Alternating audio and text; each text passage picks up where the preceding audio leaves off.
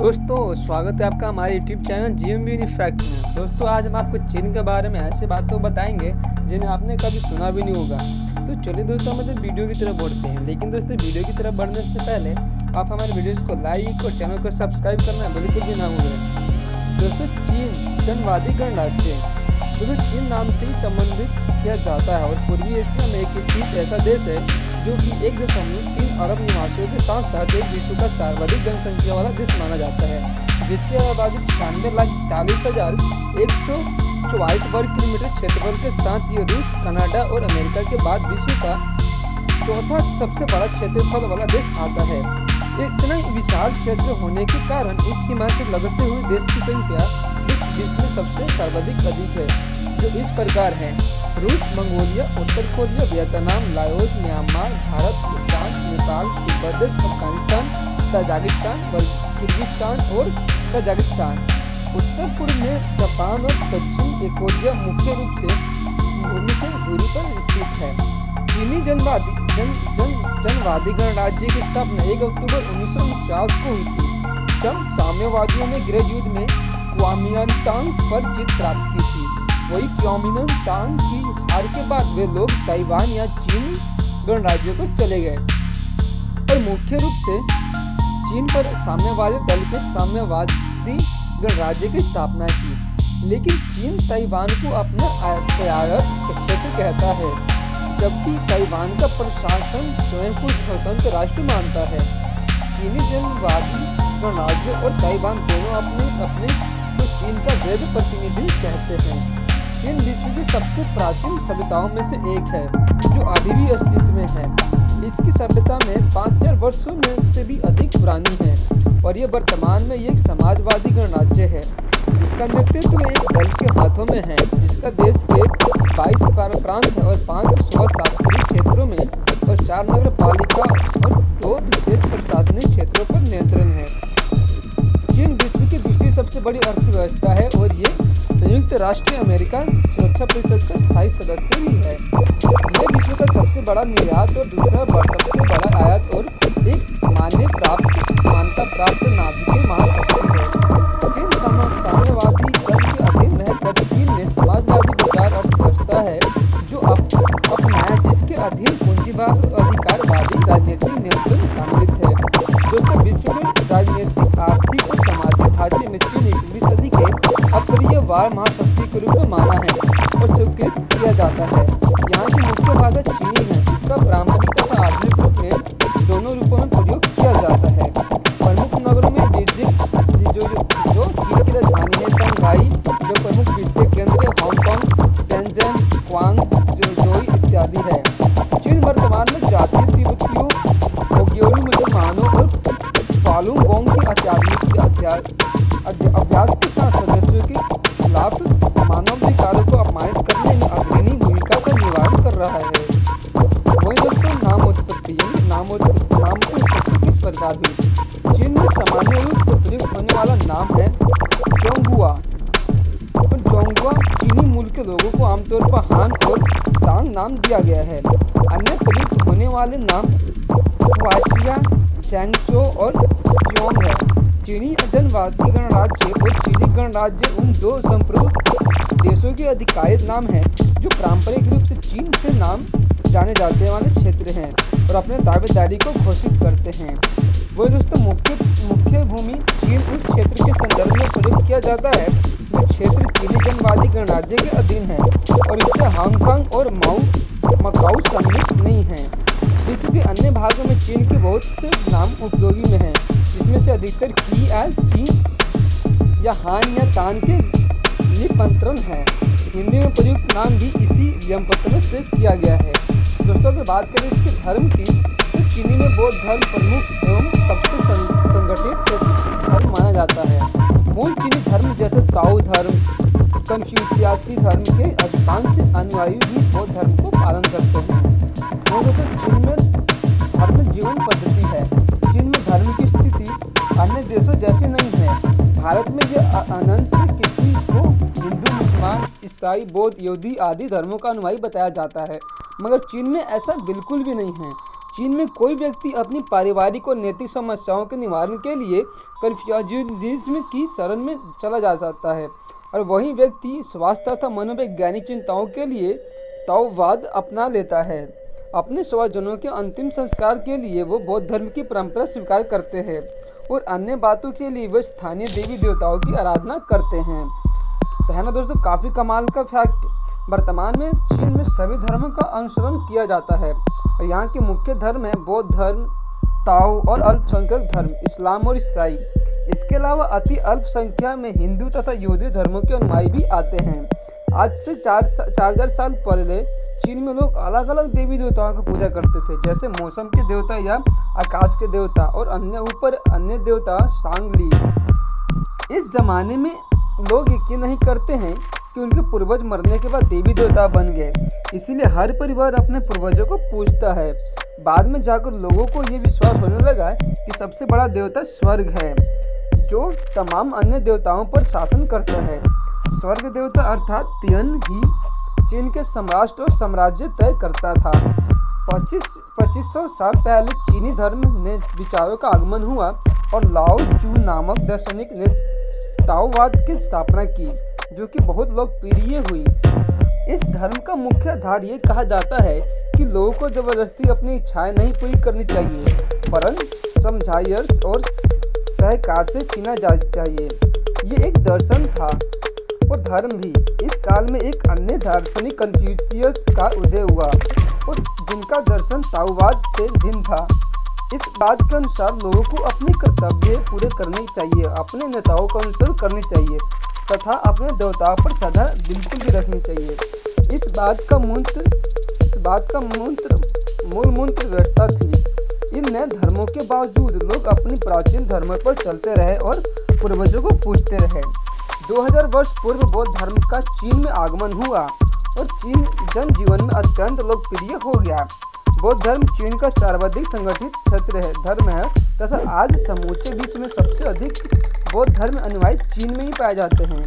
और दोस्तों, कई चीनी ताओ तथा बौद्ध धर्म दोनों ही एक जैसे मानते हैं। ईसाई धर्म का आगमन 1860 में पहले अफीम युद्ध के दौरान हुआ था। इस्लाम का पर्दापण सन 651 में हुआ। चीन में धर्म जीवन पद्धति और ये दर्शन है और आत्मध्यान भी है। और दोस्तों, चीन के जनवादी सरकार आधिकारिक रूप से नास्तिक है, मगर ये अपने नागरिक को धर्म और उपासना की स्वतंत्रता देती है। लेनिन और माओ के काल में धार्मिक विश्वास और उनकी अनुपालनता पर प्रतिबंध लगा दिया गया था। तमाम बिहारों, जगाड़ों और मस्जिदों और चर्चों को आधर्मी भवन में बदल दिया गया था। 1970 के अंत में जाकर इस नीति को शिथिल किया गया और लोगों को धार्मिक अनुसरण की इजाज़त दी जाने लगी। 1990 के बाद से पूरे चीन में बौद्ध तथा ताओ विहारों या मंदिरों के निर्माण का पुनः विशाल कार्यक्रम शुरू कर दिया गया। 2007 में चीनी संविधान में एक नया धारा जोड़कर धर्म को नागरिक के जीवन का महत्वपूर्ण तत्व स्वीकार किया गया। एक सर्वेक्षण के अनुसार चीन 50 से लेकर 80% आबादी या 66 करोड़ से लेकर 1 अरब तक बौद्ध है, जो बल्कि ताओ से 30% है या फिर 4 करोड़ है, कोई 40 करोड़ है, क्योंकि अधिकांश चीन दोनों धर्मों को मानते हैं। इसलिए इन आंकड़ों में दोनों का समावेश हो सकता है। एक अन्य सर्वेक्षण के अनुसार चीन की 91% आबादी या कहते 1 अरब 25 करोड़ लोग बौद्ध धर्म के अनुयायी हैं। ईसाई 4 से 5 करोड़ और इस्लाम को 2 या 3 करोड़ से माने जाते हैं और इसके बौद्ध धर्म को सरकार का बहुत समर्थन प्राप्त है। 2 वर्ष पूर्व सरकार ने यहाँ विश्व बौद्ध सम्मेलन का आयोजन किया था। विश्व की सबसे बड़ी बौद्ध प्रतिमा हेनान में सन 2002 में स्थापित की गई थी। वही दोस्तों, हेनान की प्रतिमा स्प्रिंग टेम्पल 502 फीट की ऊंची है। दूसरे नंबर पर म्यांमार 60 फीट ऊंची बौद्ध प्रतिमा, जो कि कुछ वर्ष पहले स्थापित की गई थी। वही दोस्तों, जापान की 328 फुट की ऊंची बौद्ध प्रतिमा 1995 में स्थापित की गई थी। वही दोस्तों, बात करते हैं इसके इतिहास की। चीन की सभ्यता विश्व की प्राचीनतम सभ्यताओं में से एक है, जिसका 4000 वर्ष पुराना लिखित इतिहास भी है। इस प्रकार की ऐतिहासिक और सांस्कृतिक ग्रंथ और पुरातन संस्कृति अवशेष पाए गए हैं। दुनिया के अन्य राष्ट्रीय समाज चीनी राष्ट्र पर अपने विकास के दौरान आदिम समाज, राज समाज और सामंत समाज के कारणों में गुजरा था। ऐतिहासिक विकास के इस लंबे दौर में चीनी राष्ट्र की विभिन्न जातियों की परिषद में शासक और बुद्धिमानी जनता ने अपने संयुक्त प्रयासों से शानदार और ज्योतिमय संदेश का सृजन किया तथा समूची मान जाति के लिए भारी योगदान भी किए।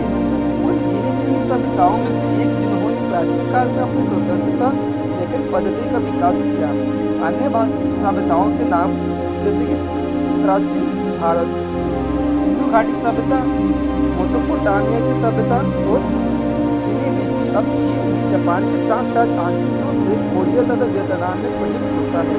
पुरातन साक्ष्यों के आधार पर चीन मानव विकास लगभग 22.5 लाख वर्ष पुराना है।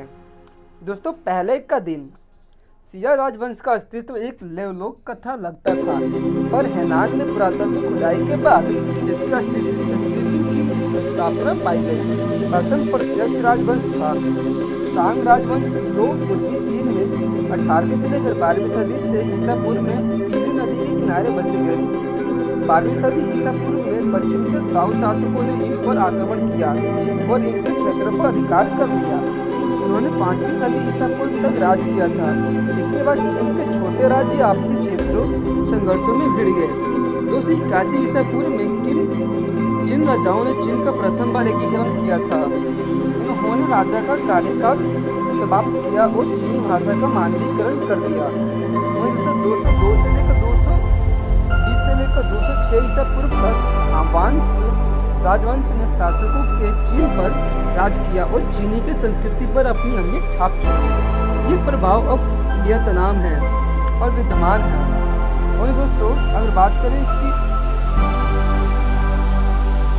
हानों के पतन के बाद चीन ने फिर से अराजकता का दौर फैल लिया। सुई राजवंश ने 580 ईस्वी में चीन का एकीकरण किया, जिसके कुछ वर्षों बाद यानी कि 614 ईस्वी में राजवंश का पतन हो गया। और दोस्तों, बात करें चीन की मध्यकालीन युग की, फिर तांग और सोंग राजवंश के शासन के दौरान चीन की संस्कृति और विज्ञान अपने चरम पर पहुंच गए। 7वीं और 12वीं सदी तक चीन विश्व का सबसे सुसंस्कृत देश बन गया था। 1277 में मंगोल सरदार वल्लय खान ने युआन राजवंश की स्थापना की, जिसने 1279 तक में सोंग वंश को सत्ता से हटाकर अपनी आधिपत्य स्थापित किया। और दोस्तों, एक किसान ने 1368 में मंगोलों को भगा दिया था और मिंग राजवंश की स्थापना की, जो कि 1664 तक चली थी। मंजू लोगों के द्वारा स्थापित स्क्विंग राजवंश ने चीन पर 1911 तक राज किया और चीन का अंतिम राजवंश माना जाता है। वही दोस्तों, आधुनिक चीन युद्ध कला में मध्य एशियाई देशों से आगे निकल जाने के कारण चीन की मध्य एशिया पर अपना प्रतिनिधित्व जमा लिया, पर सीधा साधा वह यूरोपीय शक्तियों के संग चीन पड़ने लगा था। चीन शेष विश्व के प्रति सतर्क हुआ और उसने यूरोपीय देशों के साथ साथ व्यापार का रास्ता खोल दिया। फिर ब्रिटिश भारत और जापान के साथ हुए युद्ध तथा विद्रोह ने राजवंश को कमजोर कर डाला था। 1912 में चीन में नई गणराज्य की स्थापना हुई। अगर बात करें दोस्तों इसके भूगोल की, तो चीन क्षेत्रफल की दृष्टि से विश्व का तीसरा सबसे बड़ा देश है। इतना विशाल भूभाग होने के कारण देश के विविध प्रकार और मौसम क्षेत्र पाए जाते हैं। पूर्व में पीला सागर है और पूर्वी चीन सागर से लगते हैं। जलोढ़ मिट्टी है। दक्षिण चीन सागर से लपटता तटीय क्षेत्र पर्वतीय भूभाग वाला है और दक्षिण चीन क्षेत्र पहाड़ियों और टीका टीलों से जलसघन है। मध्य पूर्व में नदीमुख भूमि क्षेत्र यानी कि डेल्टा है, जो नदियों की पीली नगर और व्यागतंज से मिलकर बना है। अन्य प्रमुख नदियां हैं पर्स, मेकांग, ब्रह्मपुत्र, अमूर, हुई और सिंजियांग। वहीं दोस्तों, पश्चिम में पर्वतमाला श्रृंखला है, हिमालय पर्वतमाला श्रृंखला है, जो कि भारत और चीन के साथ लगती भूटान और नेपाल के साथ प्राकृतिक सीमाएं बनाती है। इसके साथ साथ पठार और निर्जलीय दृश्य भी है, जैसे टकला, मक्कन और गोभी मरुस्थल। सूखे और इत्यादि कृषि के कारण बसंत के दौरान तूफान आने आम बात है। भूमि महोत्सव का फैलाव भी तूफानों का एक कारण है और इससे होने वाले तूफान उत्तर पूर्वी चीन, कोरिया और जापान तक भी प्रभावित करते हैं। वही दोस्तों बात करें इसकी जलवायु की, तो चीन की जलवायु मुख्य रूप से शुष्क मौसम और अति वर्षा मानसून के प्रभुत्व वाली है, जिसके कारण सर्दियों और गर्मियों के तापमान में काफी अंतर होता है। सर्दियों में उच्च अक्षांश क्षेत्रों से आ रही हवाएं ठंडी और शुष्क होती है, जबकि गर्मियों में निम्न अक्षांशीय और समुद्री क्षेत्रों से आने वाली हवाएं दक्षिण हवा में गर्म और आर्द्र होती है। वहीं में देश के विशाल भूभाग और जटिल कलाकृति के कारण चीन के भिन्न क्षेत्रों की जलवायु बहुत पाई जाती है। यह विविधता इत्यादि उत्तर देशों में से विश्व के 2 प्रमुख क्षेत्रों में से एक है। अंटार्कटिका और हिमदालों में स्थित है। अंटार्कटिका अंचल में पाए जाने वाली स्थानीय पाई घोड़े, तपेदी और जेब्रा है। हिमालय क्षेत्र की प्रजातियां और विभिन्न प्रकार के बंदर और वानर भी प्राकृतिक फैलाव और प्रभाव के कारण क्षेत्र में अधिक साधन पाए जाते हैं और हिरण्य में भालू सभी विभिन्न मौसमी और भूवैज्ञानिक वातावरण में पाए जाते हैं। प्रसिद्ध विशाल पांडा चांगयांग क्षेत्र में पाया जाता है। लुप्त प्रजातियों का व्यापार एक सतत समस्या है। हालांकि इस प्रकार की गतिविधियों को रोक लगाने वाले संबंधित कानून भी बनाए गए हैं। चीन में विभिन्न वन प्रकार पाए जाते हैं। दोनों उत्तर पूर्व और उत्तर पश्चिम फैलाव में पर्वतीय और ठंडी शंकुधारी वन है, जो जानवर की प्रजातियों जैसे मूस और एशियाई काले भालू के अतिरिक्त 120 प्रकार के पक्षियों का घर है। नम शंकु वृक्ष वनों में निचले स्थान पर बांस की झाड़ियां पाई जाती है, जो भूमि पर और के पर्वतीय स्थानों पर वनों द्वारा स्थापित होते हैं। उष्णकटिबंधीय वन जो मध्य और दक्षिण चीन में बहुलात से उपलब्ध है। 1,46,000 प्रकार के वनस्पतियों का घर पाया जाता है। उष्णकटिबंधीय वर्षा वन और मौसमी वर्षा वन जो हालांकि यूनान और हैनान द्वीप पर सीमित है, पर ये वास्तव में चीन में पाए जाने वाले पौधों और पशुओं की भी प्रजातियों के 1/3 और 1/4 के करीब हो सकते हैं। दोस्तों अगर बात करें चीन के पर्यावरण की, तो चीन के कुछ प्रासंगिक पर्यावरण नियम हैं। 1979 का पर्यावरण संरक्षण कानून जो मोटे तौर पर अमेरिकी कानून पर प्रदर्शित करता है, लेकिन परंपरा हास जारी है। यद्यपि नियम बहुत कड़े हैं, पर इनकी आर्थिक विकास के इच्छुक स्थानीय समुदाय द्वारा बहुधा अनदेखी की जाती है। कानून के 12 वर्षों के बाद भी केवल इस चीनी नगर ने अपने जल निर्वाहन का साफ करने का प्रयास किया है। चीन अपनी समृद्धि का मूल्य पर्यावरण क्षति के रूप में चुका रहा है। अग्रणी चीन पर्यावरण प्रचारक मा चुन ने चेताया था कि जल प्रदूषण के लिए सबसे गंभीर खतरे में ये है, और जल संसाधन मंत्रालय के अनुसार लगभग 30 करोड़ चीनी असुरक्षित पानी पी रहे हैं। ये जल की कमी के संकट को और अधिक दबावी बना देती है, जबकि चीन 600 में से 400 नगर जल की कमी से जूझ रहा है।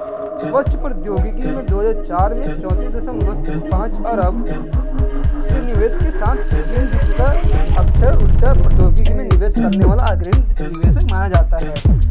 चीन किसी भी अन्य देश की तुलना में सारे पैनलों और पवन टर्बाइनों का प्रयोग अत्यधिक मात्रा में करता है। दोस्तों समय क्षेत्र, चीन एक बहुत विशालकारी देश है जो पूर्व से पश्चिम में 5000 किलोमीटर में फैला है, लेकिन फिर भी देश में केवल एक ही समय क्षेत्र है, जो कि UTC 8 घंटे आगे है। चीन के विशाल आकार को देखते हुए यहाँ कम से कम 4 समय क्षेत्र होने चाहिए, लेकिन इतने विशालकाय देश होने के बावजूद भी समय क्षेत्र के कारण इस सुदूर पूर्व में शाम के 5 बज रहे होते हैं, तब सुदूर पश्चिम में दोपहर के 1 बजे होना चाहिए। लेकिन पूरे देश में एक ही समय के कारण इसमें पूर्वी समय क्षेत्र को प्राथमिकता दी जाती है। पश्चिमी क्षेत्र के लोगों को दिनी प्रकाश का कम समय मिलता है, जिसके कारण देश का पश्चिमी भाग पूर्वी भाग की तुलना में जल्दी छिपता है। राजनीति, अगर दोस्तों बात करें चीन की राजनीति में, चीन में राजनीतिक ढांचा इस प्रकार है। सबसे ऊपरी चीनी सामरिक दल है और फिर सेना और फिर सरकार। चीन का राष्ट्रीय प्रमुख राष्ट्रपति होता है, जबकि दल का नेता उसका आम सचिव होता है और चीनी मुक्ति सेना का मुखिया केंद्रीय सैन्य आयोग का अध्यक्ष होता है। वर्तमान में चीनी जनवादी गणराज्य के राष्ट्रपति शी जिनपिंग हैं, जो कि हू जनताओं के उत्तराधिकारी है। शी जिनपिंग 3 पदों के प्रमुख भी हैं। इन पदों का एक मुखिया होने के कारण पीछे सत्ता संघर्ष को टालना जैसे पहले हुआ करता था। राष्ट्रपति की प्राधिकरण अधीन चीन के राज्य परिषद है, जो कि चीन के सरकार है। सरकार के मुख्य वर्तमान में ली केइंग, जो परिवर्तित उप मंत्रियों के परिमंडल के मुखिया हैं, जिनमें वर्तमान में 4 सदस्य हैं। इसके अतिरिक्त अन्य बहुत से मंत्रालय भी हैं उनके अधीन हैं। यदि के राष्ट्रपति और राज्य परिषद कार्यकारी सभा बनाते हैं, लेकिन चीनी जनवादी गणराज्य की सर्वोच्च सत्ता चीनी गणराज्य सत्ता है, जिसे चीनी संसद भी कहते हैं, जिसमें 3000 प्रतिनिधि हैं, जो वर्ष भर में एक बार ही मिलते हैं। चीनी जनवादी गणराज्य की कोई स्वतंत्र न्यायपालिका नहीं है। हालांकि 1970 के उत्तरकाल में मुख्यतः महाद्वीपीय यूरोपीय न्याय प्रणाली के आधार पर एक प्रभावशाली विविध प्रणाली विकसित करने का प्रयास किया। वहीं दोस्तों चीनी लेकिन न्यायपालिका सामरिक दल के अधीन ही है। इस प्रणाली के 2 अपवाद है, हांगकांग और मकाओ, जहाँ क्रमशः ब्रिटिश और पुर्तगाली न्यायपालिका व्यवस्था है। चीनी समाजवादी दल के साथ साथ चीन में 8 अन्य राजनीतिक दलों को भी सक्रिय करने की अनुमति है, लेकिन इन दलों को चीनी साम्यवादी दल की मुखिया को स्वीकार करना होता है और इनके दीर्घकालिक सहज अस्तित्व के सिद्धांत के अनुसार केवल परामर्शदाता की भूमिका निभानी होती है। हांगकांग में और प्रवासी चीनी समुदायों के बहुत से सक्रियतावादी समूहों द्वारा बहुदलीय व्यवस्था के लिए दबाव बनाने में जाना जाता है। समाजवादी दल में इन परिवर्तनों की प्रगति सदैव उदासीन बनी रहती है। 1980 से स्थानीय क्षेत्र में चुनाव होते रहे हैं, जिनमें ग्राम मुखिया चुना जाता है। इस प्रकार के चुनाव हाल ही में नगरीय क्षेत्र में भी विस्तारित किया गया है। इसके अतिरिक्त दल से कांग्रेस के लिए भी नगर पालिका और जिला स्तर से चुनाव हुए। हालांकि नामकरण प्रणाली के कारण, जो आमतौर पर दल के अधीन है, चुनावी व्यवस्था में समाजवादी दल की भूमिका निभाती है। हांगकांग और मकाओ में चुनाव होते तो हैं, लेकिन विधायिका के एक तिहाई सदस्यों को चुनते हैं। अगर दोस्तों बात करें प्रशासनिक विभाग, चीन की सरकार में नियंत्रण में कुल 33 प्रशासनिक विभाग है। इसके अतिरिक्त यह ताइवान को अपना एक प्रांत मानता है, पर इस पर अब उसका नियंत्रण नहीं है। चीन के कुल 23 प्रांत है। इसके नाम है अयोंग, फुजियान, गांसू, यांगदोई, गुइजोई, होनांग, यूनान, Jiangxi, जिलिंग, जियालोंग, Qinghai, Jhansi, सांगादो, Shanxi, शुआइज़ान, Taiwan, जुआन और जेयांग है। दोस्तों बात करें इसकी सेना, 23 लाख सक्रिय सेनाओं के साथ चीनी मुख्य रूप से सेना की सबसे बड़ी अर्धद्विबल सेना है। चीन एशिया के अंतर्गत थल सेना, नौसेना, वायुसेना और रणनीतिक नाविकीय बल समिति है। देश का आधिकारिक खर्च जो है लगभग 132 अरब अमेरिकी डॉलर, यानी कि 808.2 अरब युआन 2014 के लिए प्रस्तावित हुआ था। 2013 में चीन का रक्षा बजट लगभग 118 अरब अमेरिकी डॉलर था, जो कि 2012 के बजट में से 10% अधिक था। तुलनात्मक रूप से देखा जाए तो चीन सबसे बड़ा पड़ोसी भारत का 2014 का रक्षा बजट 36 अरब डॉलर। हालांकि अमेरिका का दावा है कि चीन अपने विस्तार सैन्य व्यक्त को गुप्त रखता है।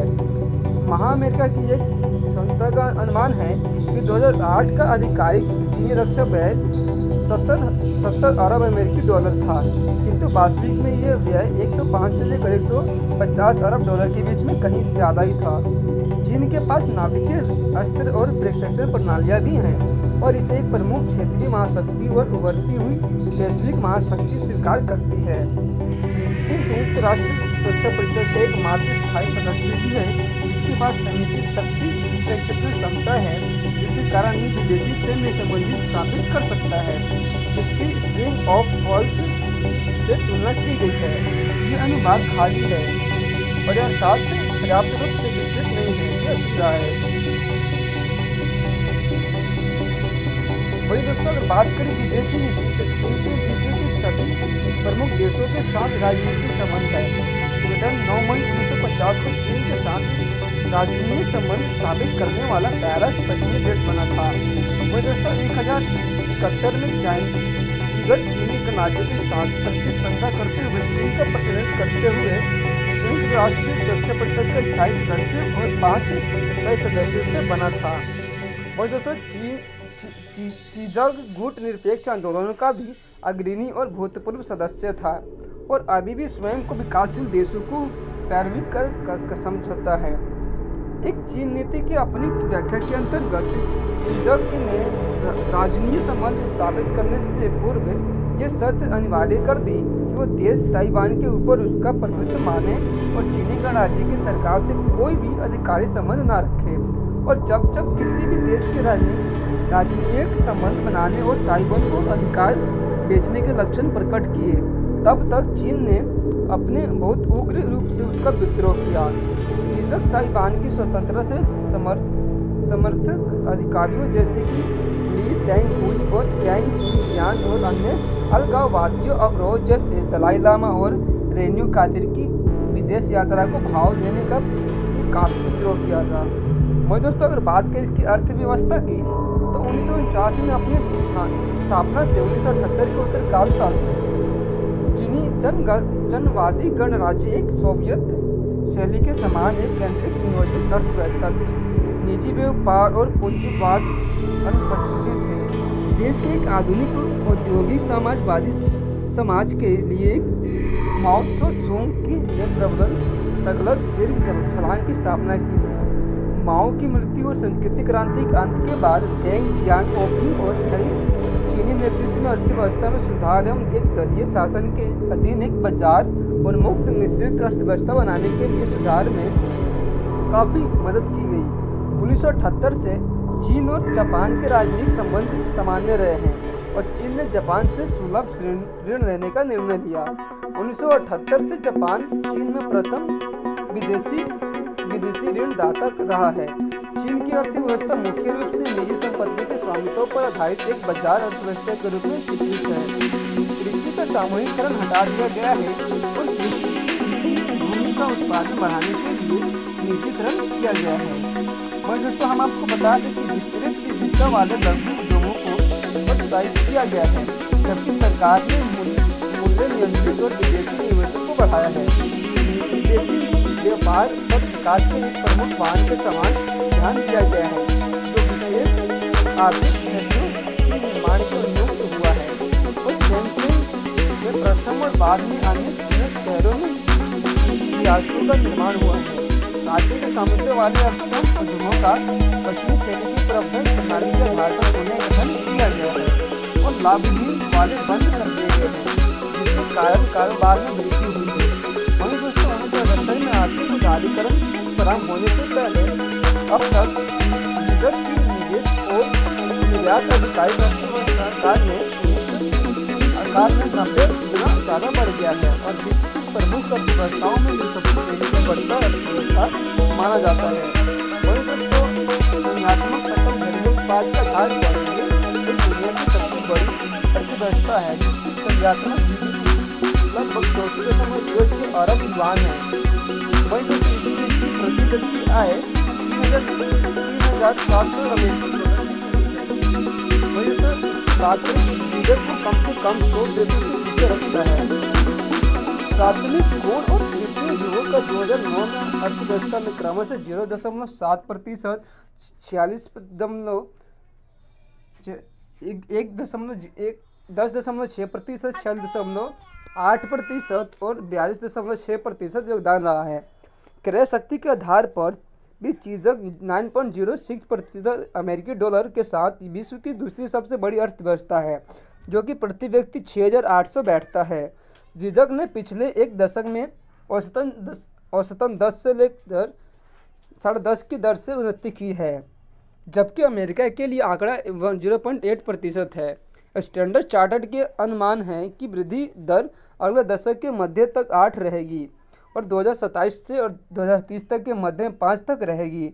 दोस्तों नवंबर 2010 में जापान की सरकार ने कहा कि चीन जो विश्व का सबसे बड़ा मोबाइल फ़ोन, कंप्यूटर और वाहन निर्माता है, में उत्पादन दिसंबर 2010 से आरंभ तिमाही जापान को पछाड़ चुका है। चीन की अर्थव्यवस्था ने 2005 में ब्रिटेन और 2007 में जर्मनी की अर्थव्यवस्था को भी पछाड़ा था। चीन विश्व का सर्वाधिक पधारा जाने वाला देश है, जहां पर 2009 में 5 करोड़ 9 लाख अंतर्राष्ट्रीय पर्यटक पधारे थे। ये विश्व व्यापार संगठन का सदस्य है और विश्व की दूसरी सबसे बड़ी व्यापारिक शक्ति है, जिसका कुल अंतर्राष्ट्रीय व्यापार लगभग 2.21 अरब अमेरिकी डॉलर है और 1.01 अरब खरब आयात होता है। वहीं दोस्तों इसका विदेशी मुद्रा भंडार 2.4 खरब अमेरिकी डॉलर है, जो विश्व में सबसे बड़े अंतर से सर्वाधिक है। वहीं दोस्तों बात करें इसकी कुल अंतर्राष्ट्रीय व्यापार की तो 2.21 खरब अमेरिकी डॉलर है। चीज़ों के एक अनुमान के अनुसार 1.6 खरब अमेरिकी डॉलर की प्रभुतियों का स्वामी है। चीज़क 108.1 खरब अरब अमेरिकी राजकोषीयों के साथ बैंड के साथ है। अमेरिका के सार्वजनिक ऋण का सबसे बड़ा विदेशी धारक है। 2008 में चीज़क ने 92.4 अरब अमेरिकी का प्रत्यक्ष निवेश आकर्षित किया, जो कि विश्व में तीसरा सर्वाधिक था। और ये स्वयं चीज़क ने विदेशी में 52.2 अरब डॉलर अमेरिकी डॉलर निवेश किए, जो कि विश्व में छठा सर्वाधिक था।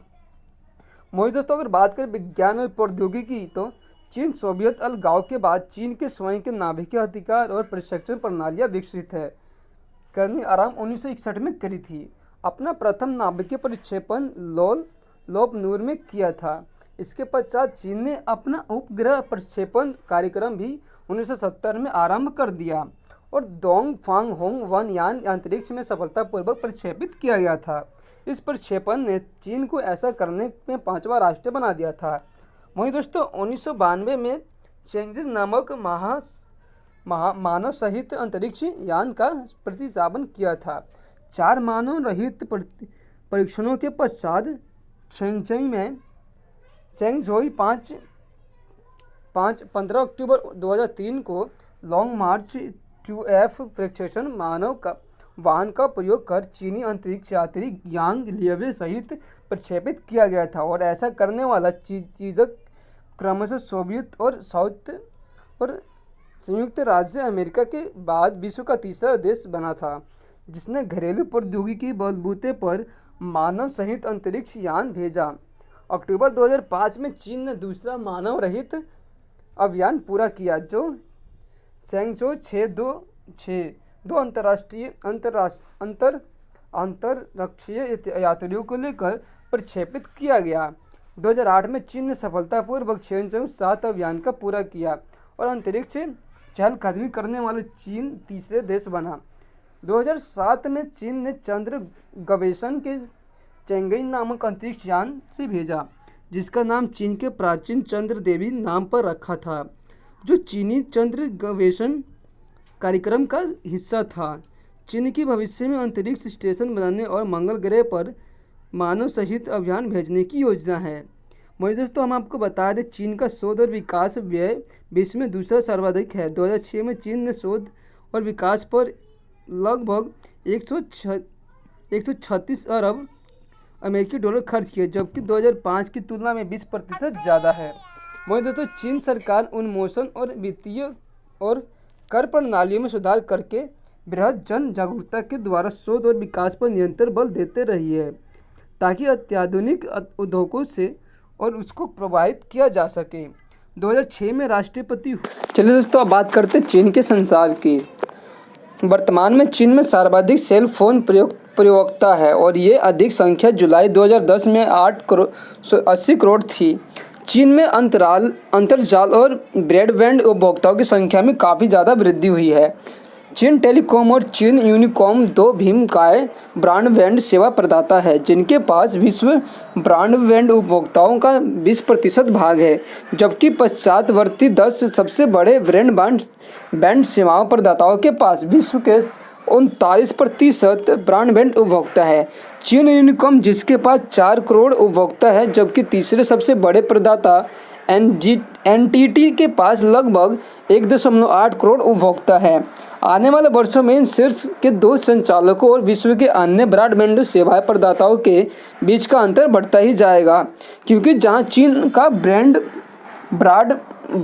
ब्रॉडबैंड उपभोक्ता बाजार फैल रहा है, वहीं अन्य आईएसपी पूर्णतः विकसित बाजारों संचालन कर रहे हैं, जहां पहले से ही ब्रॉडबैंड फैलाए हुए और उपभोक्ता वृद्धि तेजी से दर से कमी आती जा रही है।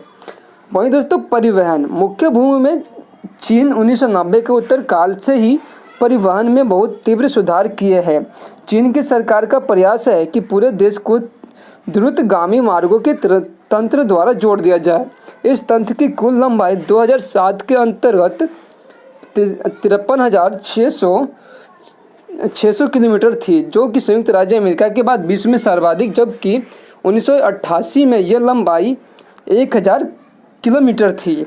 वहीं दोस्तों, 2009 में से चीन का विश्व का सबसे बड़ा वाहन निर्यात है और ये प्रति वर्ष किसी भी अन्य देश की तुलना में अधिक वाहनों का निर्माण करता है।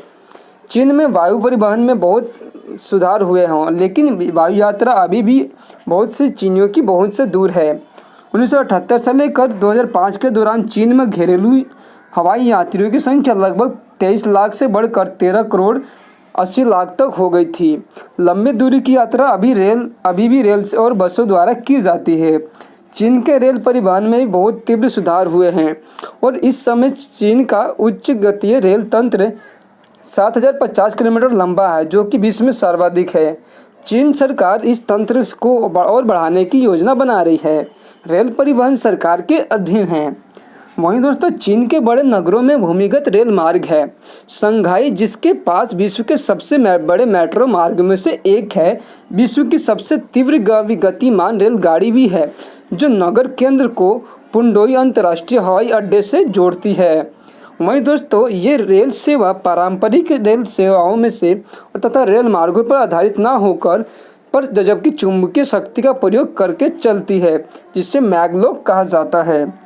वहीं दोस्तों, जनसंख्या की जुलाई 2010 की स्थिति तक चीन जनवादी गणराज्य की कुल जनसंख्या 1,36,12,968 है और ये 21% लोग 14 वर्ष से कम के हैं।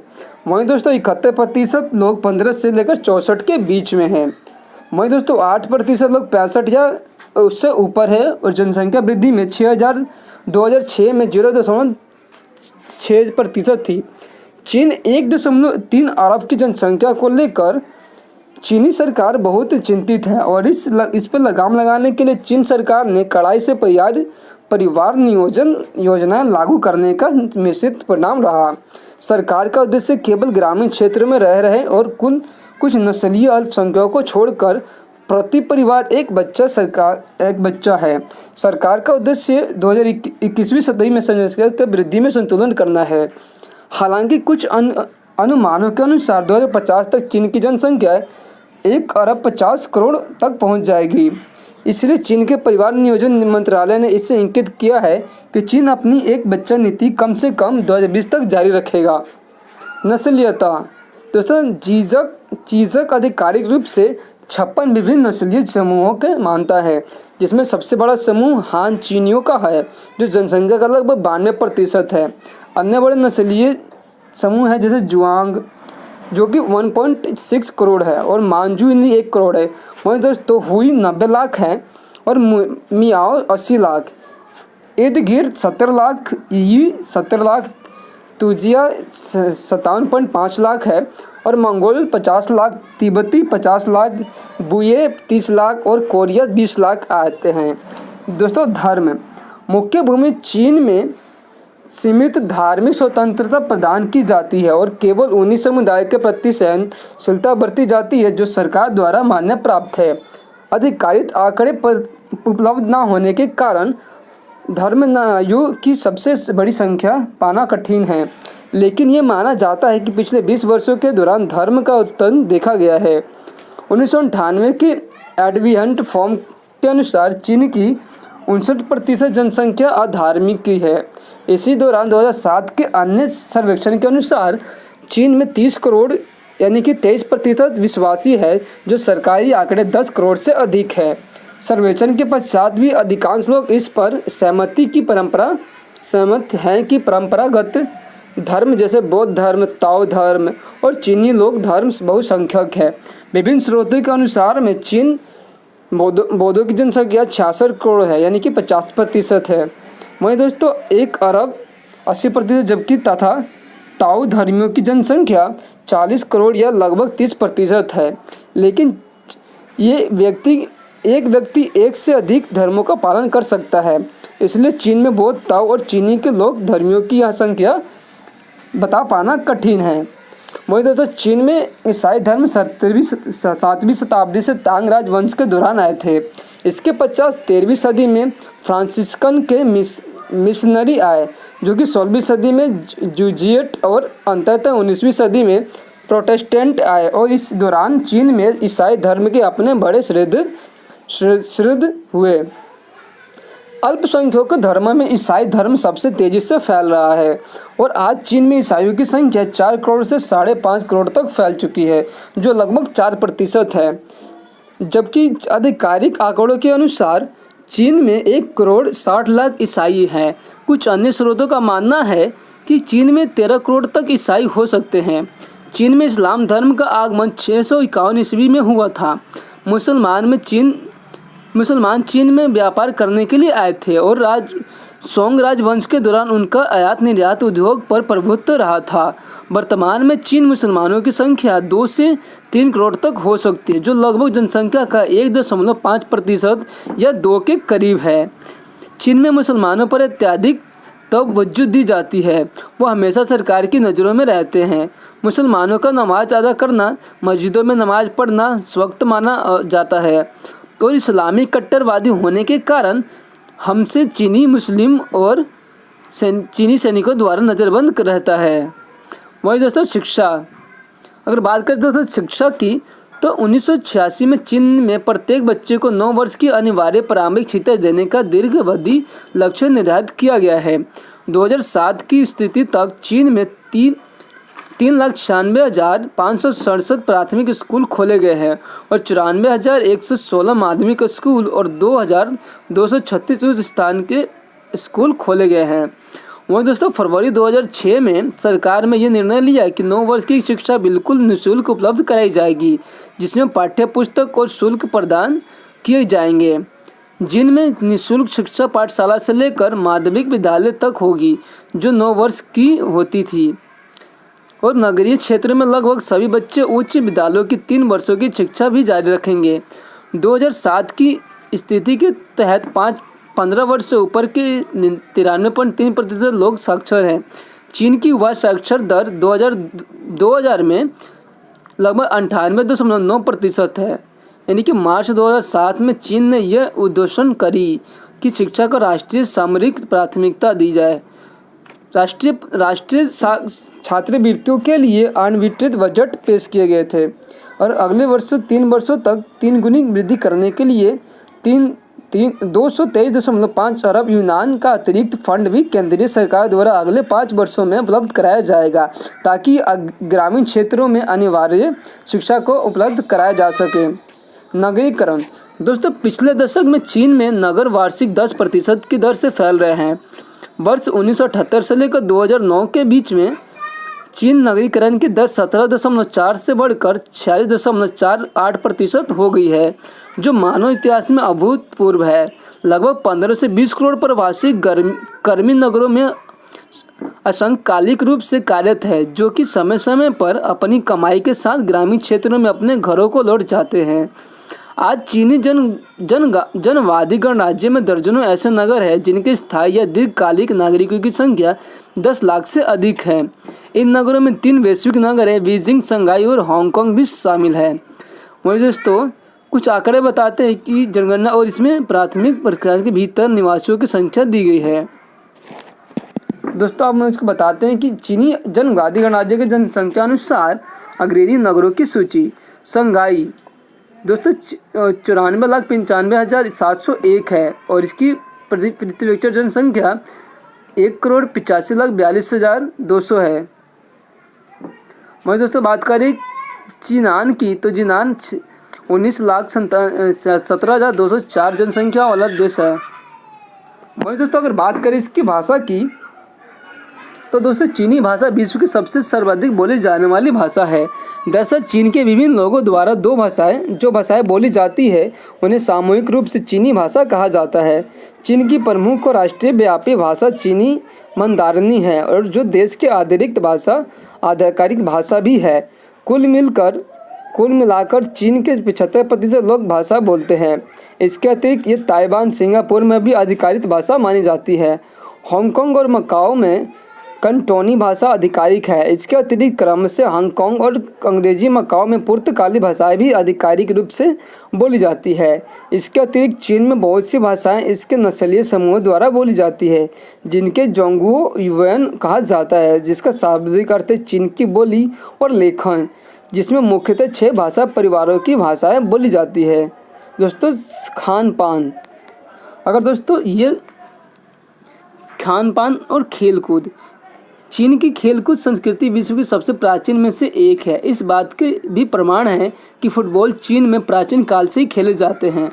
फुटबॉल के अतिरिक्त देश में अन्य लोकप्रिय खेल जैसे martial arts, table tennis, badminton, तैराकी, बास्केटबॉल, स्नूकर आदि हैं और बोर्ड खेल जैसे वैकी और सियांगी और हाल ही में चेस भी आमतौर पर लोगों द्वारा खेले जा रहे हैं। इनकी प्रतियोगिता आयोजित की जाती है। शारीरिक चुस्ती पर चीन संस्कृति में बहुत बल देता है।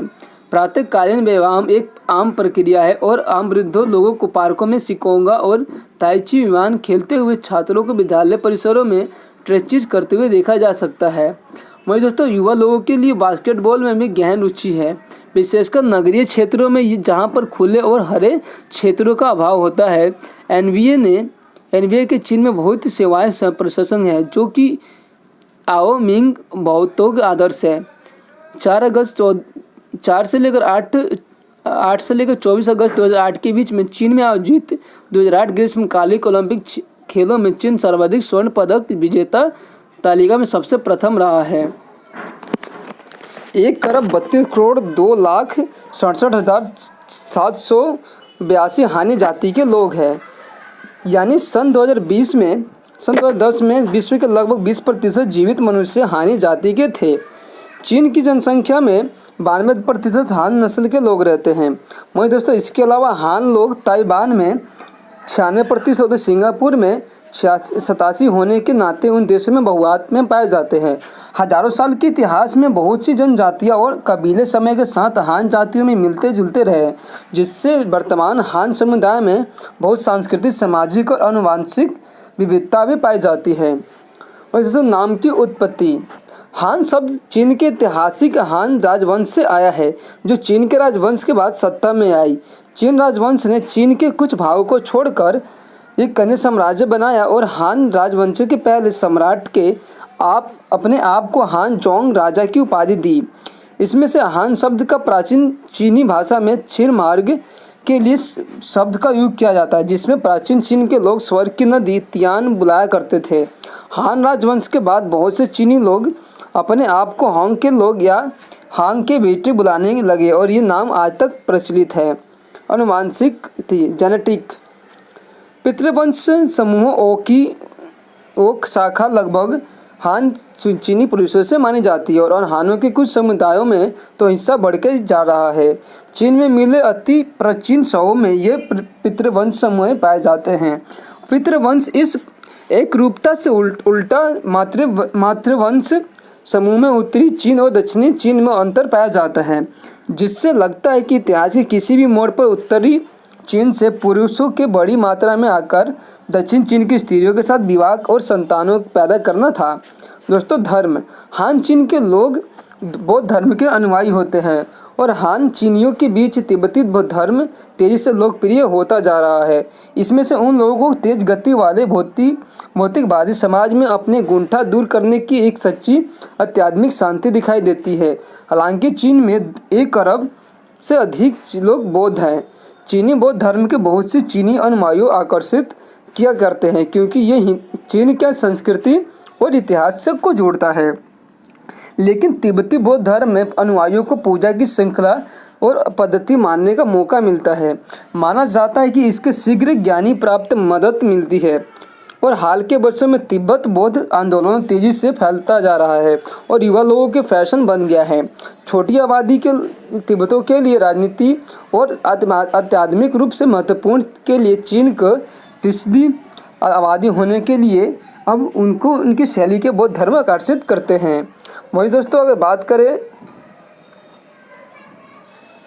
हान राजवंश, दोस्तों हान राज प्राचीन का एक राजवंश है जिसमें चीन ईसा पूर्व राज किया था। हान राजवंश अपने पहले चीन राजवंशों को सत्ता से बेदखल करने के चीन के सिंहासन पर विराजमान हुए और उसके शासनकाल के बाद 3 राजशाहुओं पर का दौर आया। हान राजवंश के नींव लियू वांग नाम के विद्रोह नेता ने रखी थी, जिसका मृत्यु के बाद औपचारिक नाम बदलकर सम्राट गाओजू रखा गया था। हान काल के बीच में ईस्वी तक सन राजवंशों ने सत्ता हासिल की और लेकिन इसके बाद अब हान वंश फिर से सत्ता पकड़ने सफल रहे। शिन राजवंश से पहले के हान काल का पश्चिमी हान राजवंश कहा जाता है और इसके बाद के हान को पूर्वी हान वंश राज्य कहा जाता है। वहीं दोस्तों अगर बात करें इस 400 से अधिक वर्षों तक का हान काल का चीनी सभ्यता का सुनहरा दौर माना जाता है। आज तक भी चीनी नस्ल अपने आप को हान के लोग या हान के बेटे बुलाते हैं। हान चीनी के नाम से जानी जाती है। इस तरह चीनी लिपि के भावचित्र को हानजी बुलाया जाता है। वहीं दोस्तों केंद्रीकरण, दोस्तों हान राजवंश की शुरुआत में साम्राज्य के 2 हिस्सों में बांट दिया गया था, केंद्रीय शासित क्षेत्र और स्वशासित रियासतें। इन स्वशासित प्रदेशों के अपने राजकुमार हुआ करते थे। आगे चलकर साम्राज्य के स्वयं को संगठित करने की कोशिश करी। दोस्तों पश्चिमी हान राजवंश के प्रारंभिक काल को पश्चिमी हान कहते हैं। इस काल में हान सम्राटों ने चीन की सीमाओं को दूर दूर तक फैलाया था, मध्य एशिया और कोरिया के हिस्सों को चीन के अधीन लाया दिया और यही नहीं दोस्तों कई हिस्सों को चीन के अधीन लाया था और हान सम्राट के कुछ कर दरें कम की और रोम तिब्बत के देशों आदि से व्यापार शुरू किए। शिन राजवंश की स्थापना के बाद पश्चिमी हान काल का अंत हो गया था। पूर्वी हान शिन राजवंश के छोटे से शासनकाल के बाद हान सम्राटों के दोबारा अपनी शक्ति दबानी शुरू कर दी थी और इससे इस काल का नाम पूर्वी हान पड़ गया था। इस काल में कोरिया आदि कुछ ऐसे अन्य प्रांत स्वतंत्र हो गए। धीरे धीरे हान राज्य के कई सामंतों ने विद्रोह शुरू किया और पूर्वी हान सम्राटों के साथ हान राजवंश का अंत हो गया। दोस्तों हान राजवंश का अंत। दोस्तों चलिए दोस्तों अब बात करें तो चीन में बौद्ध धर्म। दोस्तों चीन बौद्ध धर्म की चीनी शाखा है। बौद्ध धर्म की परंपराओं ने तकरीबन 2000 वर्ष तक चीनी संस्कृति एवं सभ्यताओं पर गहरा प्रभाव पड़ा है। यह बौद्ध परंपराएं चीनी कला, राजनीतिक, साहित्य, दर्शन तथा चिकित्सा में देखी जा सकती हैं। दुनिया की 65% से ज़्यादा बौद्ध आबादी चीन में ही रहते हैं। वही दोस्तों बात करते भारतीय बौद्ध ग्रंथों और धर्म ग्रंथों के साथ चीनी भाषा में अनुवाद के पूर्व एशिया और दक्षिण पूर्व एशिया में बौद्ध धर्म को बहुत बढ़ावा दिया गया है, जितना कि चीन बौद्ध धर्म को कोरिया में, जापान, यरूयू द्वीप समूह और वियतनाम तक पहुंचा जा चुका है। चीन बौद्ध धर्म में बहुत सारा देवतावादी और मिश्र संस्कृति चीनी परंपरा मिश्रित है। मैं दोस्तों बात करें इसकी इतिहास की तो चीन की सभ्यता विश्व की पुरातन सभ्यताओं में से एक है। प्राचीन चीन में बौद्ध धर्म के पहले महान राजवंशिक धर्म प्रचलित है। उनमें से एक राजा साओ राजवंश था जो 2070 ईसा पूर्व तक था। साओ राजवंश ने पहले चीन में अध्यापतियों और 5 सम्राटों का काल था। 5 सम्राटों से अंतिम सम्राट सुन था। सुन ने अपनी गद्दी यू महान को सौंपी थी और इसी से शाह राजवंश की स्थापना हुई। इसे सिया राजवंश भी कहा जाता है। वही दोस्तों, इसके बाद सांग राजवंश का दौरा आया और 16वीं ईसा पूर्व से लेकर 1110 और 1146 ईसा पूर्व तक चला। सांग राजवंश के बाद चीन में छोऊ राजवंश सत्ता आई। यदि विश्व स्तर पर देखा जाए तो गौतम बुद्ध के समय चीन में कन्फ्यूशियस विचार, भारत में वैदिक और बुद्ध के विचार तथा ईरान में जरयुत्सु विचार का बोलबाला था। बाकी दुनिया ग्रीस को छोड़कर लगभग विचार शून्य ही थी। न ईसाई ना धर्म ना इस्लाम। ईसा मसीह के जन्म के पूर्व बौद्ध धर्म की गूंज यरूशलेम तक पहुंच चुकी थी। मौजूद दोस्तों, चीन में झोउ राजवंश का लंबे समय तक चला। इनके बाद हाल ही में चीन में कन्फ्यूशियस के विचार और बौद्ध धर्म का स्थापना हुआ था। बाद में ताओवाद और भी फूले, लेकिन इन सभी के बीच बौद्ध धर्म ने अपनी जड़ें जमाए रखी और चीन के भिन्न विचारों को एक सूत्र में बांध दिया। बौद्ध के कारण में जातिगत एकता और शक्ति का विकास हुआ। वहीं दोस्तों, इस विचारधारा को फैलने के कारण चीन में दास प्रथा के खात्मा के साथ साथ छिन राजवंश का भी उदय हुआ। छिन के बाद हान ने 8वीं सदी तक राज्य किया था। वहीं दोस्तों, इन सभी राजवंशों और धर्म और दर्शन के विकास के पूर्व काल में चीन का नाम हरिवर्ष था। भारतीय धर्म ग्रंथों के अनुसार उसे हरिवर्ष कहा जाता था। जम्बूद्वीप के राजा अंगिरगिरिन के 9 पुत्र आई नाभि, कुंभपुरुष, हरिवर्ष, लावार्तित, रम्य, हिरण्मय, कुरु, भद्रशा और केतुमाल है। राजा अग्निग्रह ने उस पुत्र को अपने नाम से प्रसिद्ध प्रखंड किया था। हरिवर्ष को मिला आज के चीन का भाग, जो प्राचीन भूगोल के अनुसार जम्बूद्वीप कहा जाता था और यह भाग वर्ष था। हरिवर्ष का उल्लेख जून जैन है। सूत्र ग्रंथ जम्बूद्वीप ज्ञात थी। दोस्तों, बौद्ध धर्म बौद्ध धर्म चीन में सबसे प्रचलित है। बौद्ध धर्म वैसे तो भिक्षुओं के माध्यम से 220 ईसा पूर्व से प्राचीन में चीन में स्थित है। संभवतः इससे पूर्व लेकिन राजाओं के माध्यम से ये व्यापक पैमाने पर 1ली शताब्दी के आसपास चीन का राज धर्म बनने की स्थायी में था और धीरे धीरे बौद्ध धर्म के कारण चीन में राष्ट्रीय एकता स्थापित होने लगी। राजवंशों के झगड़े कम होने लगे तथा आज बौद्ध धर्म चीन का प्रमुख धर्म से एक है। सर्वेक्षण के अनुसार चीन की 70 से लेकर 80% तक आबादी यानी कि 90 करोड़ तक और 90 करोड़ से 1.1 अरब तक लोग बौद्ध धर्म हैं।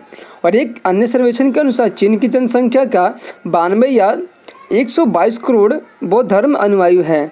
चीन में भाषा की दृष्टि से बौद्ध धर्म की 3 शाखाएं हैं, यानी कि हान भाषा में प्रचलित बौद्ध धर्म, तिब्बती भाषी धर्म तथा पाली भाषा बौद्ध धर्म है। इन 3 भाषी बौद्ध धर्म के भिक्षुओं की कुल जनसंख्या लगभग 2,40,000 से अधिक है। तिब्बती बौद्ध धर्म चीनी बौद्ध धर्म की शाखा है, जो चीन के तिब्बत, स्वायत्त प्रदेश, भीतरी मंगोलिया, स्वायत्त प्रदेश तथा छिंद हाई प्रांत आदि क्षेत्रों में प्रचलित है। तिब्बती जाति, मंगोलिया जाति, इशुकी जाति, मानबा जाति, लोबा जाति और यू जाति तिब्बती धर्मों बौद्ध धर्मों में विश्वास करती हैं, जिनकी जनसंख्या लगभग 70 लाख के करीब है।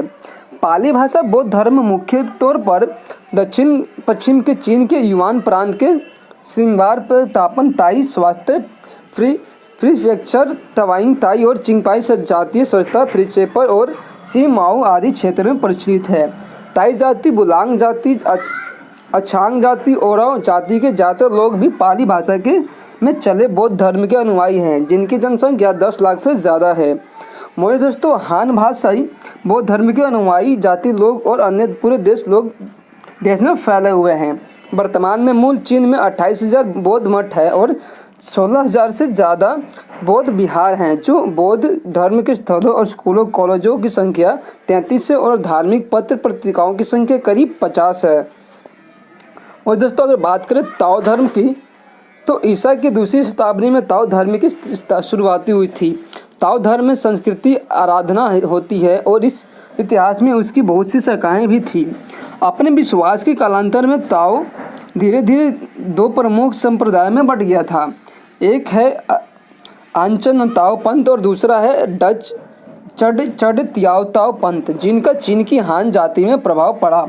चीन में कुल 1500 से ज़्यादा ताओ विहार है, जिसमें से धार्मिक व्यक्तियों की संख्या 25,000 है। हालांकि ताओवादियों की संख्या कितनी है ये कह पाना मुश्किल है। हालांकि अधिकतर ताओवादी भी बौद्ध धर्म का ही पालन करते हैं। चीन के प्रमुख धर्म 91% बौद्ध धर्म है, जबकि 2.5% ईसाई है, 1.5% इस्लाम है, जबकि 5% निर्धर्मी और अन्य धर्म के लोग हैं। दोस्तों विश्व में बहुत हान चीनी, दोस्तों हम आपको बताने जा रहे हैं हान चीनी के बारे में। हान चीनी चीन की एक अन्य जाति और समुदाय है। आबादी के हिसाब से ये विश्व की सबसे बड़ी मानव जाति है। कुल मिलाकर दुनिया में 1,32,02,000 वही दोस्तों 2006 में राष्ट्रपति जिनताओ ने चीन का विनिर्माण आधारित अर्थव्यवस्था से उन्मेषण आधारित अर्थव्यवस्था बनाने की बात कही और राष्ट्रीय जन कांग्रेस के शोध निधि के लिए विशाल वृद्धि की। स्टेम सेल अनुसंधान और जीन थेरेपी जैसे पश्चिमी देशों में विवादास्पद माना गया था, पर चीन ने न्यून विनियम है। चीन में अनुमानित 9,26,000 शोधकर्ता है, जो अमेरिका के 13 लाख के बाद विश्व में सबसे सर्वाधिक। चीन बड़ी सक्रियता से अपने सॉफ्टवेयर अर्धचालक और सौर औद्योगिक, जिसमें से अच्छे ऊर्जाएं जैसे जल, पवन और सौर ऊर्जा सम्मिलित है, का बहुत बड़ा विकास करता जा रहा है। मुझे दोस्तों कोयला जलाने वाले संयंत्र ने निकलने वाले धुएं को कम करने के लिए चीन कंकड़ स्याय नाभिकीय रिएक्टर प्रसंस्करण, जो ठंडे और सुरक्षित है और भी अग्रणी और हाइड्रोजन अर्थव्यवस्था के लिए भी जिसका संभावना की जाती है। 2010 में चीन ने तियाने 1A विकसित किया, जो विश्व का सबसे बड़ा तेज सुपर कंप्यूटर है।